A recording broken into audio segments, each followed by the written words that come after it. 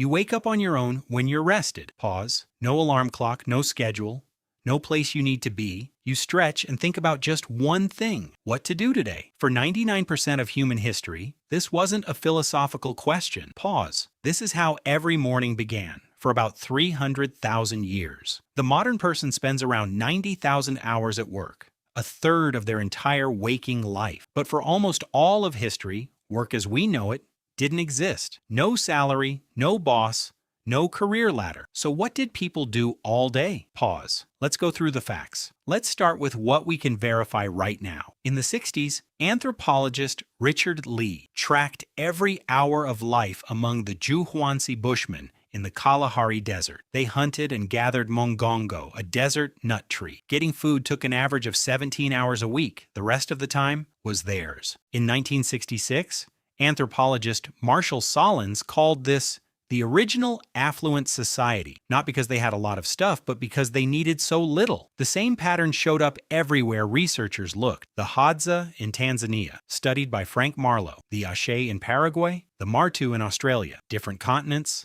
different climates, same result: 15 to 20 hours a week spent on survival. You probably work about double that. Pause. Someone might object, that's modern people. How do we know about ancient ones? Pause. Fair point. The answer: bones tell us. Archaeologists compared the skeletons of hunter-gatherers and early farmers. The farmers were shorter. Their teeth were riddled with cavities from porridge and grain. Their spines showed arthritis from repetitive labor, and they died younger. Hunter-gatherer bones were taller, stronger, their teeth intact. Their bodies say it plainly: less heavy, repetitive labor. Pause. But the most surprising evidence turns up somewhere it shouldn't exist at all: in art. If survival ate up all their energy, there'd be no time left over for this. In 1994, the Chauvet Cave was discovered in France. Its paintings are around 36,000 years old: horses, lions, rhinoceroses, rendered with shading, perspective, motion. Someone spent hours in the dark, by firelight, drawing animals, not for food.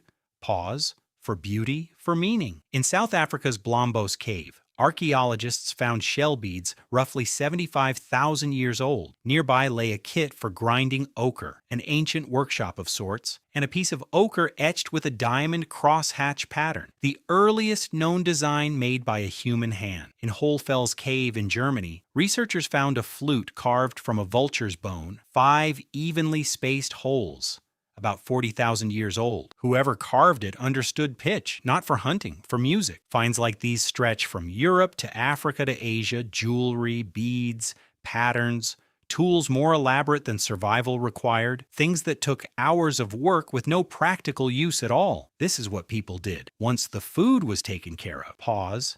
They created. Let's rebuild a day like that. Pause. You wake at dawn. Last night's fire is still smoldering. Someone tosses on more wood. You eat yesterday's meat and a handful of nuts. Breakfast is shared. People talk, lazily, kicking around plans for the day. By mid-morning, a small group heads out to hunt or gather plants. But here's the detail: they don't go out every day. If there's food left from yesterday, you might not leave camp at all. Instead, you mend a spear, weave a basket, work a hide. No clock is watching you. No overseer. You do it because skill is valued. Craftsmanship earns respect. If a hunt does happen, it's nothing like the movies. These people win through endurance.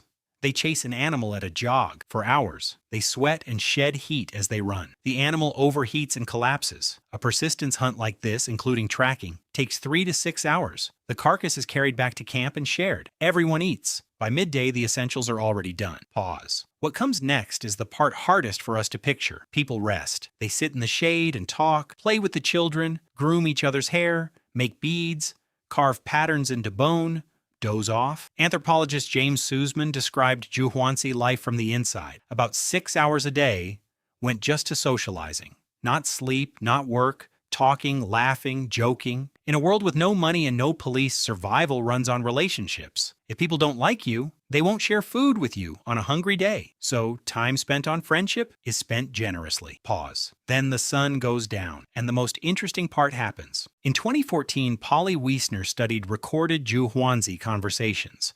Hundreds of hours of talk, day and night. By day, the talk was practical. Who saw tracks? Which fruit had ripened? who hadn't shared fairly. But at night by the fire, 81% of conversation turned to stories. Myths about the beginning of the world, ancestors who did impossible things, jokes that had everyone laughing, tales of journeys to distant places. Wiesner argued that culture itself was born at that fire. Gods, spirits, the past, the future. What does a full stomach think about once it's safe? Pause. And people didn't sleep the way you do now. Historian Roger E. Kirch found an odd detail buried in old records.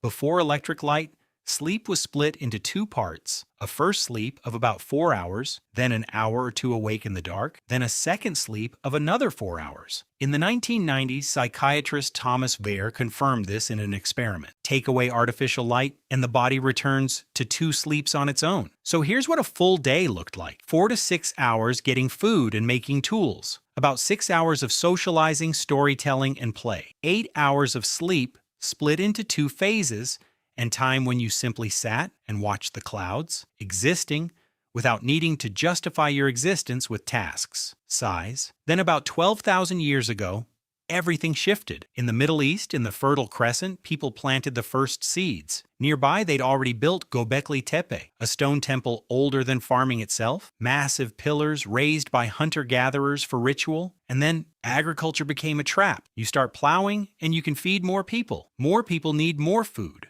More food needs more fields. Within a few generations, the population exploded, and there was no going back. Too many mouths to feed by hunting, and a field demands far more labor. Plowing, sowing, weeding, harvesting, storing, guarding against animals and neighbors. The bones say it plainly.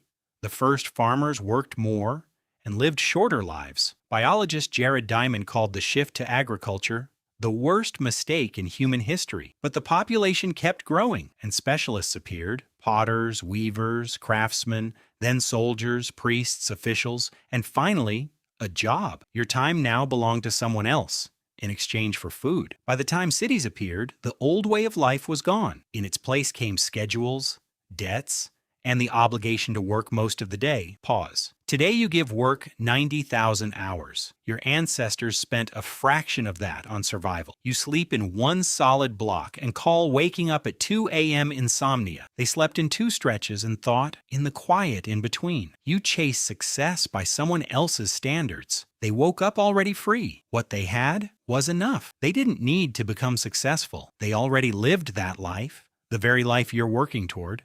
Until retirement. Pause. You make art if there's time left after work. They made art because there was time. We're the same species, but we don't live like we did. For 99% of our history, we traded freedom for full stomachs, leisure for population growth, time for tasks. For 300,000 years, people woke up without an alarm clock. Pause. We're the first to set one ourselves. Softly. Those people left marks on cave walls. Pause. You can leave yours too. Pause. Hit subscribe. It gets more interesting from here. See you at the next fire.